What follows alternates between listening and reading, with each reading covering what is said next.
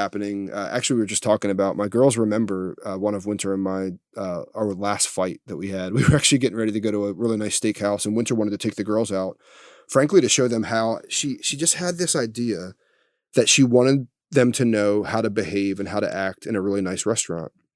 I actually had a gift card to one of the nicer steakhouses in Dallas, and I wanted to just take Wynter there. She's like, "No, I want to take the girls with us because I want them to know what it looks like to just to behave and carry themselves in that kind of an environment," which was interesting because really towards the end of Wynter's life, there was a lot of that. She didn't want to. We had an anniversary. Our 15-year anniversary was that same month, and I wanted to go on a trip like, I don't know, whatever, Mexico, Hawaii. I had points. I could go anywhere, hotel points, travel points, airline points. And she said, "No, I just want to spend more time with the girls." So we did a couple of vacations together with the girls, and then she wanted to do this dinner. Anyway, I said something to Wynter that upset her, and the bottom line is we almost didn't go to dinner. We had this big blow up fight, and the girls remember it. So even like that, we still talk about Wynter in that sense. We talk about not a fun moment where I had to actually apologize to Wynter for whatever had happened, which I don't remember now. And then we laughed about at dinner that night.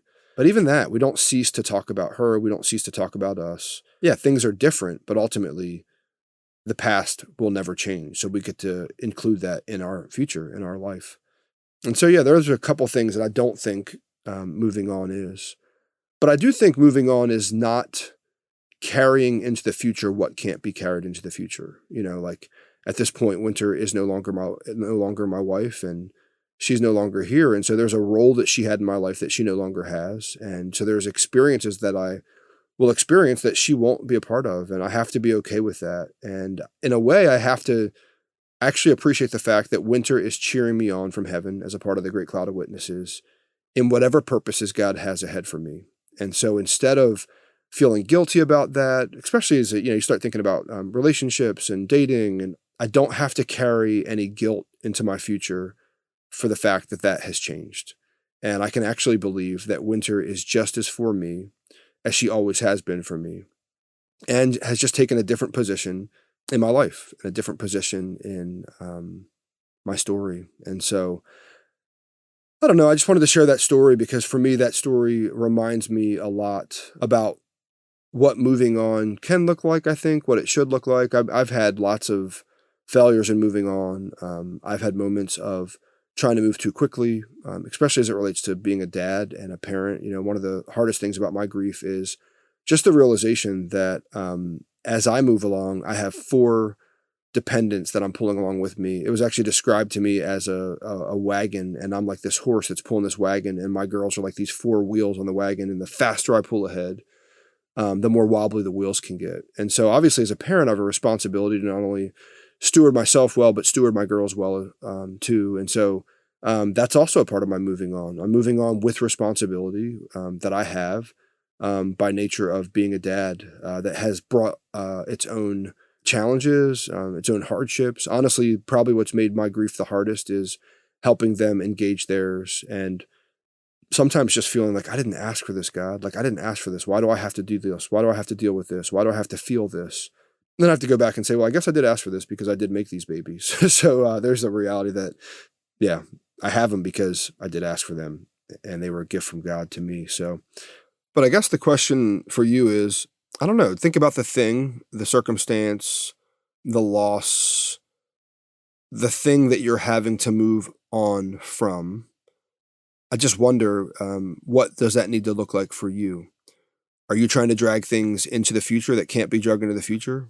Things that are gone over? What things do you need to pull into the future? Are you moving into the future trying to forget completely that person or that thing that didn't necessarily dishonor God, but is no longer supposed to be in your future? Like, what is it for you? Because I know for me, there was a definitive point where I knew that I had a past and I had a future, and there were things from my past that I could bring into my future, and there were things from my past that couldn't enter my future by nature of the fact, obviously with Wynter, I couldn't bring into my future because she was no longer here.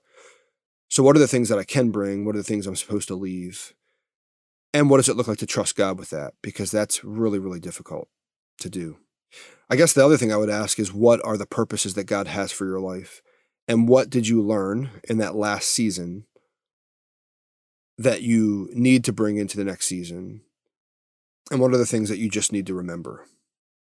What do you need to memorialize and mark and remember And what are the things that you need to move on for? What's your purpose? I know for me, I just think about my girls, and the greatest purpose for me was helping my girls grieve well and get through a really difficult season. But God has all kinds of purposes for my girls that I don't even think about right now. I think about my oldest daughter, Alina, because she's been in the spotlight for a long time and acting and singing. I know that God has plans for her, but God has plans for all four of my girls. Some of them I can sort of see, sort of dimly in a mirror, as the Bible would say. But other things I have no idea. But I know my responsibility is to steward them well, and so that's one thing for me.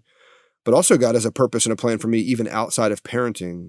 He's got things for me vocationally. He's got things for me relationally. What is your purpose? What is God asking you to move into that you can't move into without memorializing and marking the things that he is asking you to move on from?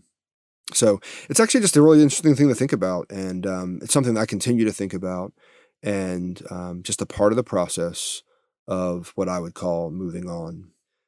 Well, I just wanted to share some of those thoughts with you, and I'm really excited about what moving on means for me, even for this podcast. This season 1 has been a lot of fun for me, both sharing stories that I have experienced, but also just relationships, people in my life, both regular people like my mom and dad and my sisters, to more prominent people, like Crystal Evans or Anthony Evans or Jeremy and Adie Camp. But ultimately, it's the relationships and it's the stories for me that are really exciting to share with you. And so I look forward, as we move forward in the podcast, of sharing more of that, more of my relationships, more of my story, in hopes that either the story or the relationships can help you understand a little bit more about your story and your relationships as well. Thank you for joining me today. Hey, if you like the podcast, would you share it? Would you comment on it? Would you maybe leave a review for us? All those different ways will help kind of spread the news of the podcast. Would love for you to just help me continue to share the stories I have if you like them. So God bless you, and we'll see you soon.